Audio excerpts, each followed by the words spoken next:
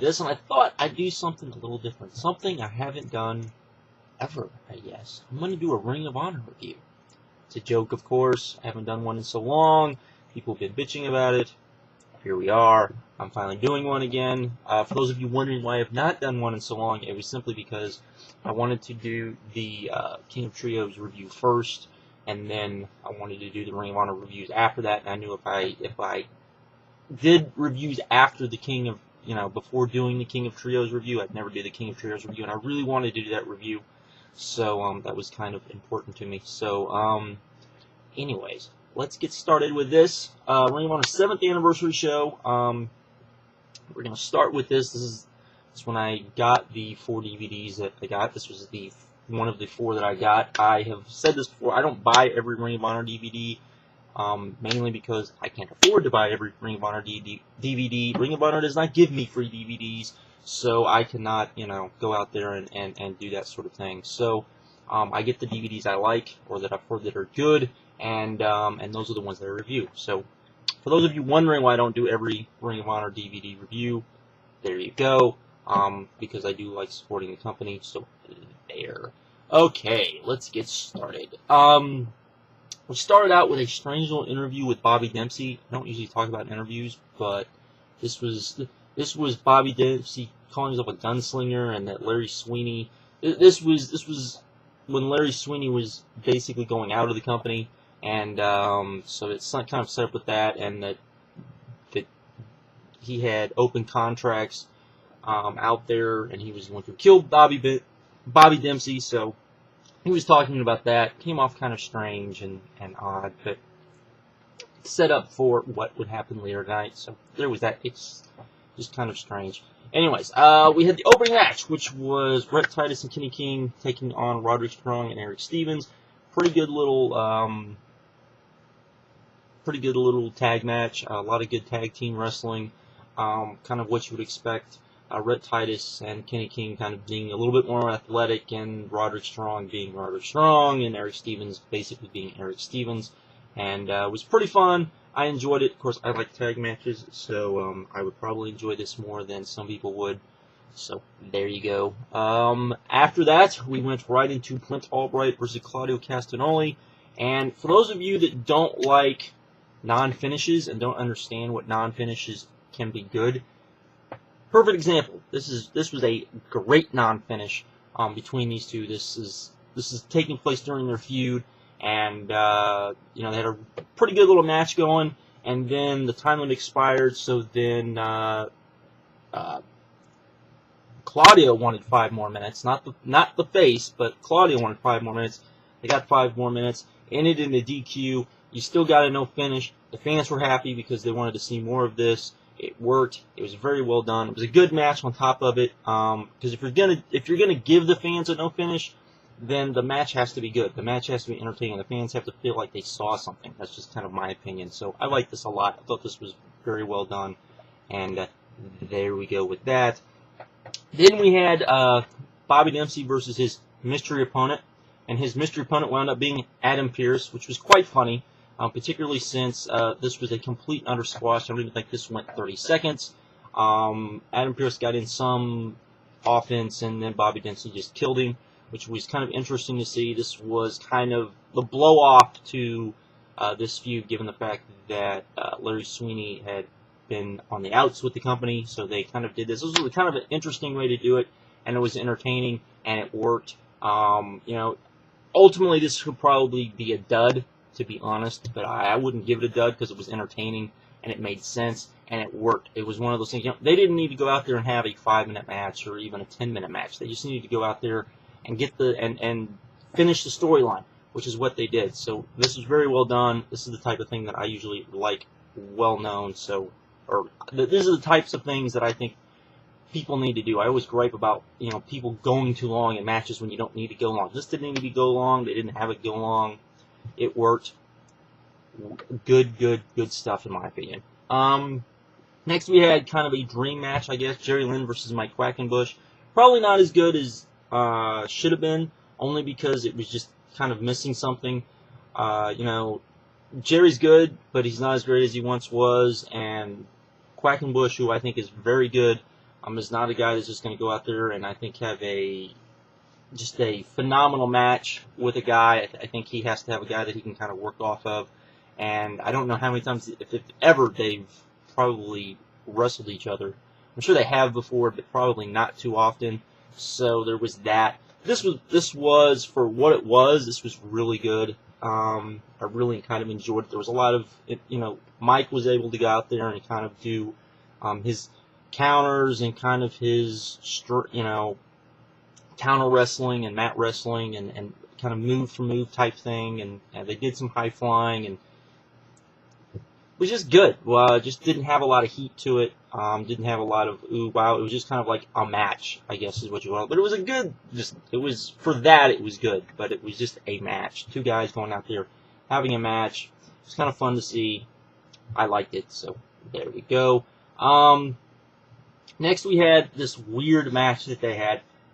I give them credit for coming up with something kind of new that I think could work if it was done right. But this just kind of fell flat. This was the 6-man elimination Revolution rules match, which meant that there was no DQs, as I understand. I'm trying to remember all the rules here. This is one of those TNA things. There was no rule. There was no DQ, and each fall had to be different from the falls that preceded it.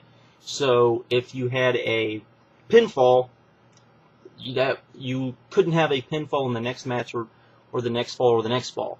You don't have like one pinfall. Then you could have like a submission. Then you could have a count out, I guess, and all this weird sort of stuff. It was kind of there. So there you go. The match itself was probably pretty good, but it went far too long because of this. You had a bad elimination with Necro and Brody Lee, who just brawled to the back and were eliminated, which was kind of stupid. You had some good wrestling, but like I said, eventually it just got to the point where you just wanted the match to end. It was what it was, I guess is the best way to put it. It just wasn't as good as it should have been. I mean, they gave us almost 20 minutes, and or maybe even a little bit more than 20 minutes, about 20 minutes. And it just definitely did not live up to a 20-minute match. It was just kind of there. And there was good stuff, but there was also just stuff that was just there, and it just was not good. It was. I think it's an interesting concept, but it just didn't come off as well as I'm sure they had planned. So I give them credit for trying, but this did not work. Let's not see this again, please. Thank you. Next, we had the return of Prince Nana. 2D. I think this is the first DVD he was actually back on as far as in the ring, which was kind of cool. And then we had, and he was with Bison Smith, and he was going to introduce Bison Smith's tag team partner because they were going to take on Bryan Danielson and his tag team partner. And Bison Smith's tag team partner was Jimmy Rave, which got a pretty good pop. People liked it. It wasn't the biggest surprise, but it was kind of nice.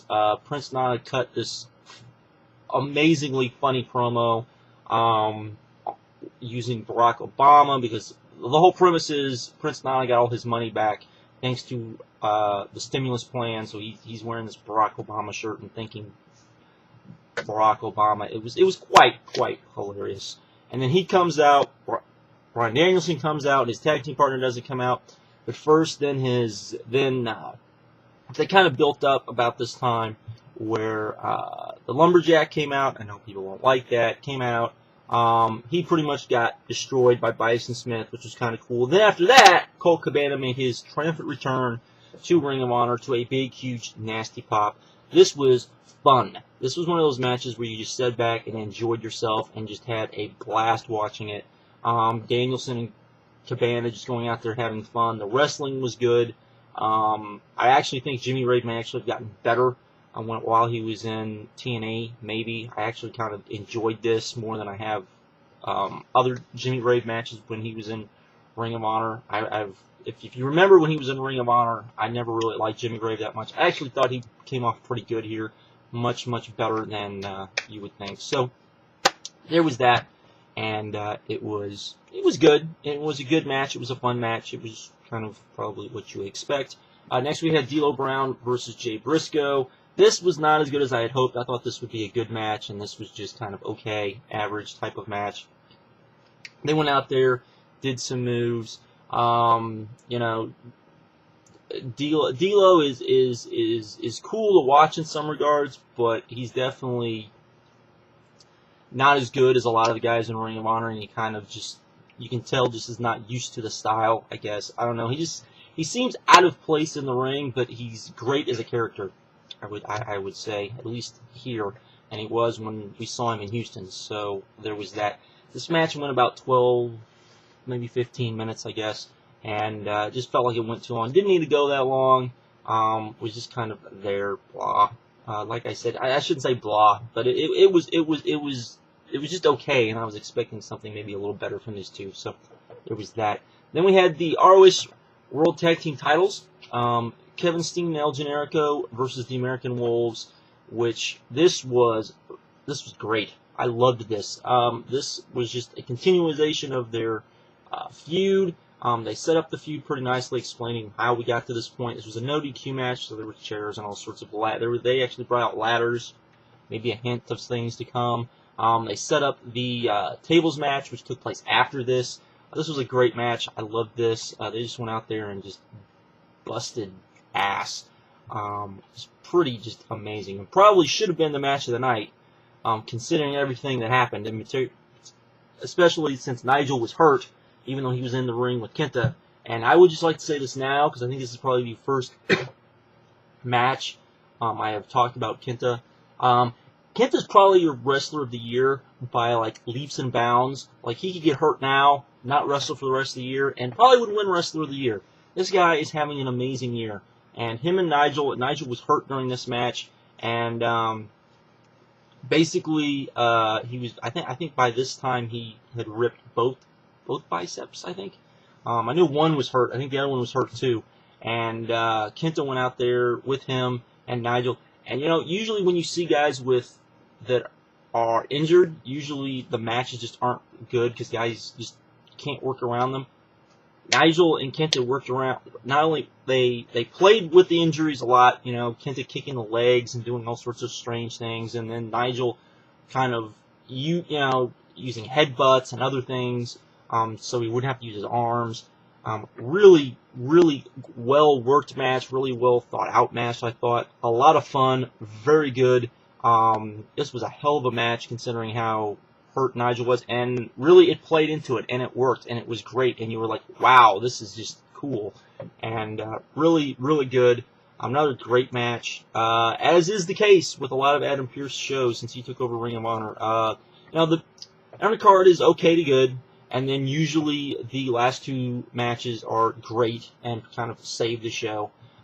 More of a traditional booking style. It's more of how most people would traditionally book. You try to make the last two matches the best matches of the show, so you don't burn out the crowd, that sort of thing. People will argue about that all they want. You hear people argue about that. Overall, though, this was a great show. I'd give this an 8. Definitely worth picking up. Really set up the stuff to a degree of the stuff that happened at WrestleMania weekend, which I saw. So that was kind of nice to see. Crazy Mike was at this show, so he got to see this, and then he got to see the WrestleMania show. So he got to get a lot of this stuff in, so that was cool. Really good show, like I said, great show. I would definitely recommend picking it up.